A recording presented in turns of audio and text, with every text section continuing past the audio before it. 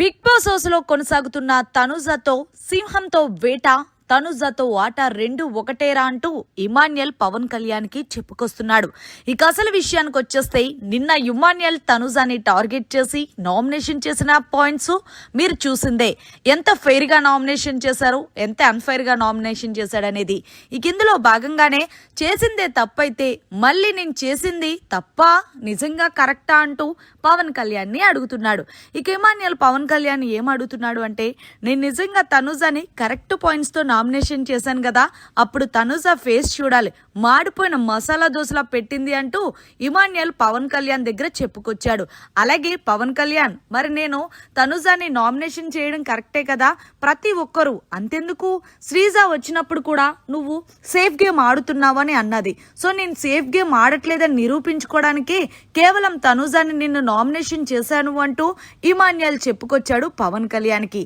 దీనికి పవన్ కళ్యాణ్ వర్తాసుగా, నువ్వు బానే తప్పించుకున్నావన్నా, నేను కూడా లాస్ట్ వీకే నామినేషన్ చేద్దాం అనుకున్నాను తనుజాని, కానీ రమ్యని ఆల్రెడీ నామినేషన్ చేసేసింది కదా అని చెప్పి నేను నామినేషన్ ని సంజన గారిని నామినేషన్ చేశాను అంటూ పవన్ కళ్యాణ్ తన వంకర బుద్ధిని లైవ్ లో బయట పెట్టాడనే చెప్పాలి. వీళ్ళిద్దరిని చూస్తుంటే వెనకాల గోతులు తీసే వల్ల క్లియర్ కట్టగా చూపిస్తున్నారనే చెప్పాలి లైవ్ లో. మరి ఎపిసోడ్ లో ఎందుకు చూపించట్లేదనేది అర్థం కావటం లేదు. ఏది ఏమైనా సరే తనుజ ముందు ఇమాన్యుయల్ గాని అలాగే పవన్ కళ్యాణ్ గాని వీళ్ళిద్దరు పెర్ఫార్మెన్స్ నెక్స్ట్ లెవెల్ ఉంటాయి. వీళ్ళిద్దరు పెర్ఫార్మెన్స్ కి ఆస్కర్ అవార్డు ఇచ్చినా కూడా తక్కువే అంటున్నారు ఆడియన్స్.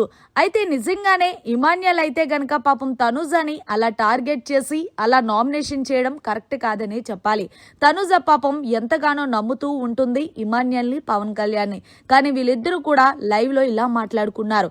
ఇక ఇమాన్యుయల్ అయితే పవన్ కళ్యాణ్ తో మాట్లాడుతూ, అరే తనుజ టాప్ 1 లో ఉంది కాబట్టి ఖచ్చితంగా మనిద్దరం టాప్ 1 లో ఉండలేం కాబట్టి, అయితే నువ్వన్నా నేనన్నా మనిద్దరం టాప్ 1 టాప్ 2 లో ఉండాలంటూ వాళ్ళకు వాళ్ళే పొజిషన్స్ ని పనిచేసుకుంటున్నారు.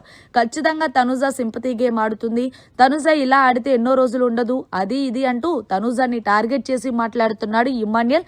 దానికి సపోర్ట్ చేస్తున్నాడు పవన్ కళ్యాణ్. ఏది ఏమైనా సరే వాళ్ళకి తెలియదు ఏంటంటే, ఆల్రెడీ తనుజ విన్నర్ అయిపోయింది ఆడియన్స్ దృష్టిలో. ఒక ట్రోఫీ ఇవ్వడమే మిగిలి ఉంది. మరి మీరేమంటారు? ఇమాన్యుయల్ గోతులు తీసే నక్క అని మీలో ఎంతమంది అనుకుంటున్నారు? ఈ వీడియో చూస్తుంటే మొత్తానికి ఇమాన్యుయల్ పవన్ కళ్యాణ్ కూడా తనుజని టార్గెట్ చేస్తున్నారని పక్కాగా అర్థమైందనే చెప్పాలి.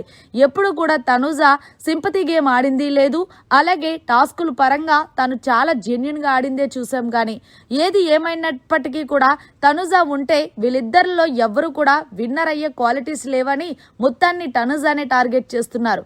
మరి మీరేమంటారు? తనుజ విన్నరా లేకపోతే రన్నరా అనేది? మరిన్ని లేటెస్ట్ లైవ్ అప్డేట్స్ కోసం చూస్తూనే ఉండండి మన ఛానల్.